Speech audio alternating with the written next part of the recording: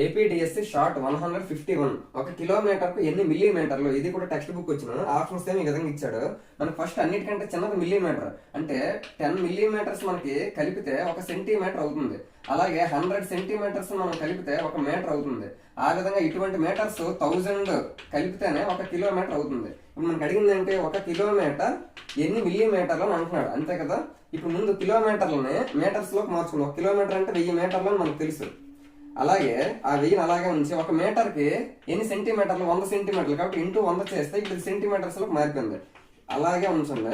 ఈ 1100 అలాగే ఉంచి ఇప్పుడు ఒక సెంటీమీటర్ కి ఎన్ని మిల్లీమీటర్లు, 10 మిల్లీమీటర్స్. ఇప్పుడు అదంతా కూడా మిల్లీమీటర్స్ లోకి మారింది. ఇప్పుడు చూస్తే ఇక్కడ పవర్స్ లో ఇచ్చాడు కాబట్టి ఇక్కడ 3 zeros 2 zeros 1 0 టోటల్ గా 6 zeros ఉన్నాయి కాబట్టి 10⁶ మిల్లీమీటర్ అవుతుంది. ఒక కిలోమీటర్ కి 10 లక్షల మిల్లీమీటర్లు అవుతుంది. Option 2 is the correct answer. Thank you.